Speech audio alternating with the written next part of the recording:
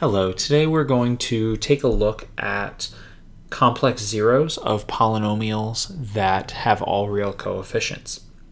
The first thing that we need to look at is with the polynomials that we're working with, they have all real coefficients, meaning that if we have a complex zero, so we have an imaginary component, and the polynomial has all real coefficients, the conjugate of that zero also has to be a zero. So for this problem, well, let's go make a list of our zeros. We know that 4i is a zero, so x minus 4i has to be a factor by using the factor theorem. Then, because 4i is a zero, its conjugate, negative 4i, also has to be a zero. So the factor that we use here is x plus 4i, because it's x minus a negative 4i. When we multiply these conjugates together, we end up with a difference of perfect squares. So we will have x squared minus 16i squared. But we know that I squared is negative 1, so a factor of this polynomial, which we got by multiplying two of our factors together, is going to be x squared plus 16, which has all real coefficients. So that is critically important for finding the other zeros of this polynomial. We're going to need to use some long division. So we have x to the fourth plus 0x cubed, don't forget that, plus 0x minus 48. Since this is a fourth degree polynomial, we're dividing by a second degree polynomial, we are most likely going to need to just do long division once and then factor or use our quadratic formula. So we divide x to the fourth by x squared, get x squared, multiply that by our entire divisor. It's the same polynomial division that we've been doing. So x to the fourth plus 16x squared. We subtract this row just like in long division. So we end up with negative 3x squared minus 48. So then negative 3x squared divided by x squared is negative 3. And then we multiply that by our entire divisor. And then we have no remainder.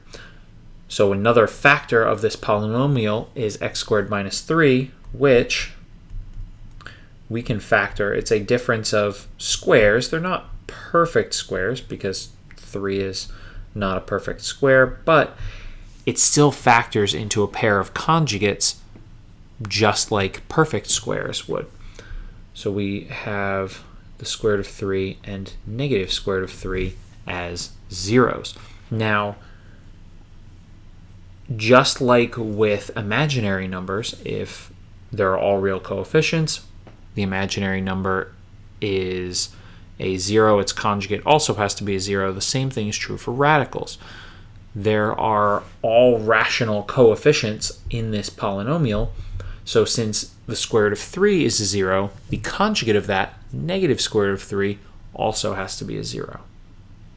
Let's take a look at a different example.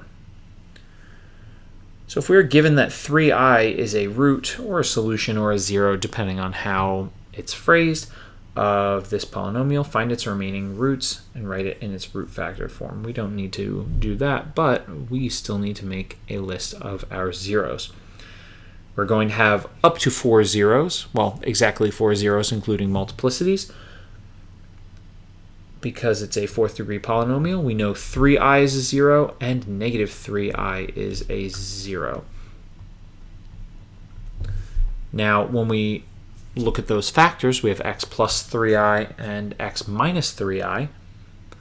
So we multiply those together, and because we have conjugates that have a complex component to them, we're going to end up with a sum of perfect squares, not a difference of perfect squares. So we have x squared plus 9 as a factor because we'd multiply our x minus 3i, x plus 3i, and end up with x squared minus 9i but since I squared is -1, then we end up with an x squared plus 9. So a sum of perfect squares we can factor into conjugates with an imaginary number. Let's do some long division. So x to the 4th divided by x squared is x squared. Multiply it by our entire divisor.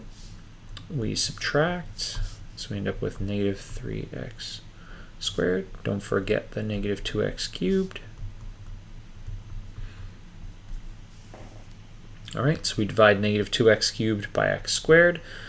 So we have -2x. Multiply that by our entire divisor. Subtract that, then we have -3x squared minus 27. So we have -3. Multiply that by our entire divisor. And we end up with no remainder. Great, that's what should happen. So we know x squared minus 2x minus 3 is a factor. So we can factor that. So we have x minus 3 multiplied by x plus 1. So if those are our factors, we use our factor theorem so that 3 and -1 are our other two zeros of this polynomial. Now, if we have a complex zero that is a binomial, so we have a real component, it's not just that imaginary component, everything works the same way. We just have to write out our factors slightly differently, but we still have to deal with the conjugate also being a zero. We have to use our factor theorem. We have to do some long division. So we make our list of zeros. We know that 1 minus I is a 0 because we are told that it is a 0. Now, its conjugate also has to be a 0, so 1 plus I. So we have 2 of the 3 zeros for this polynomial. If those are our zeros, we use our factor theorem to take a look at what the factors are. So we have x minus the 0, using our factor theorem, is our factor, and x minus our 0 is our factor. Make sure you have those parentheses in there, otherwise you're going to have an issue with signs later on. So I like to take a step and distribute that -1 in each of these. So we end up with our trinomials. X minus 1 plus I and x minus 1 minus I are both factors of this polynomial. So to deal with this, we need to go through and just multiply our trinomials. The way I like to do this, and this also works if you have a different color or something, just to make sure that you include all of the different terms that need to be multiplied together. We don't have a handy acronym like we do for multiplying binomials, but just take every term in one binomial or trinomial, multiply it by every term in the next one. So we take x multiplied by x, we get x squared. X multiplied by -1 is minus x. X multiplied by I is negative ix, or xi. It's really a personal preference there. Then we take that -1, multiply it by every term. So -1 times x is -x. -1 times -1 is +1. -1 times -I is plus I. Then we take a look. Let's continue on with our metallic theme. Then we take the plus I and multiply it by every term. So we have plus ix minus I squared. What will happen every time with these is that all of our I to the firsts will combine with like terms that will add to 0. Because we have minus ix plus ix, or xi, whichever one you use. And then we have a plus I, we have a minus I. All right, so we have no I to the firsts. Great. This minus I squared is going to end up being a +1 because I squared is -1. We subtract -1. We end up with a +1. So let's rewrite this as a quadratic trinomial that is our factor of this polynomial. So we've got x squared. So we have minus x, so that will be -2x. And then +1 is 2. So x squared minus 2x plus 2 is a factor of f of x. So let's do some long division. So our dividend is x cubed minus 2, plus 0x squared. Or I guess you could do 0 minus 0x squared. Whatever works best for you. X cubed divided by x squared is x. Multiply it by our entire divisor. So let's subtract.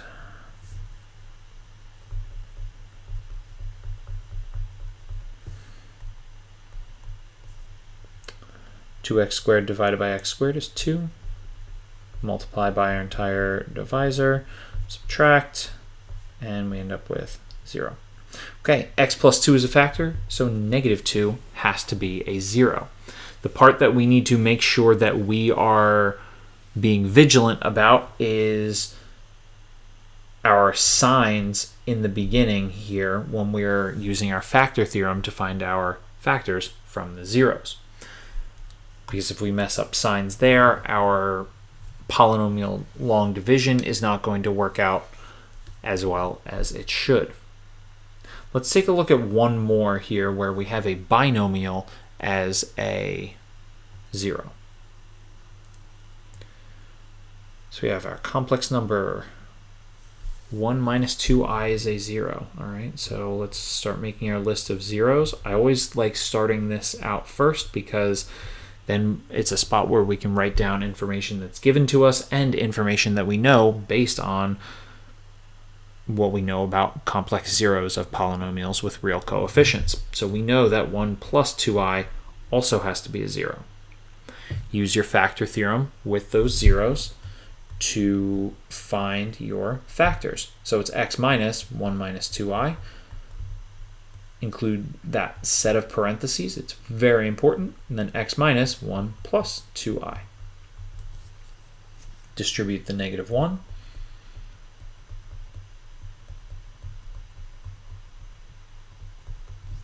And then we need to multiply these. So first, let's deal with x. So we take x, we multiply it by every term in our second trinomial. So x squared minus x minus 2xi, 2ix. The order is not particularly important here. Then we can take a look. We'll do some bronze here. -1, multiply that by every term in this second trinomial. So we have minus x plus 1 plus 2i. Then we go over here and multiply 2i by every term in our second trinomial. So we have plus 2xi. Just for some consistency here, we'll use the same order. Minus 2i minus 4i squared. Just like with the last one, all of our I to the first, so all of our terms with an imaginary number in them, are going to subtract away. When we combine like terms, we have -2xi plus 2xi is 0.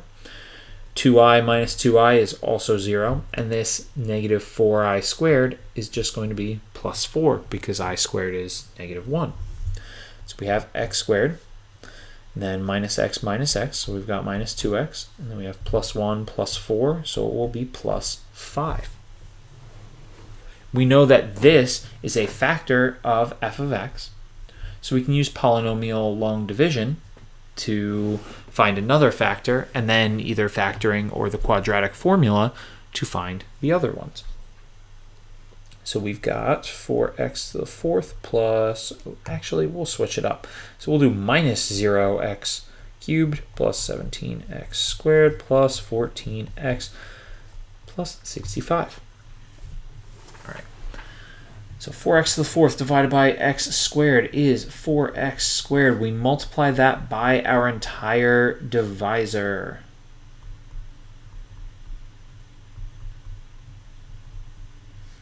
We subtract this. So we end up with 8x cubed minus 3x squared plus 14x plus 65. All right. So then 8x cubed divided by x squared. So we got plus 8x. Multiply by our entire divisor.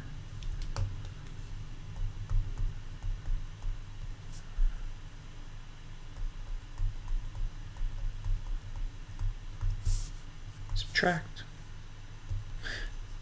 That shouldn't have a plus 65. So we end up with 13x squared minus 26x plus 65. Divide 13x squared by x squared, so we have plus 13. And then we end up with no remainder. Fantastic. That's where we should be. So then we know that 4x squared plus 8x plus 13 is a factor of f of x. We go through and try and take a look. There is no way that we can factor this, so let's use our quadratic formula. X equals the opposite of b plus or minus the square root of b squared minus 4a, which is 4 times c, all divided by 2a. Well, let's simplify a little bit first because we want to write this in our a plus bi binomial form. So we have -1 plus or minus the square root of all divided by 8. So 4 times 4 is 16. 16 times 13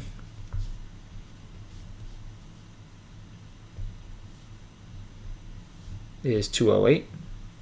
So we have 64 minus 208 under our square root. That is going to be very convenient.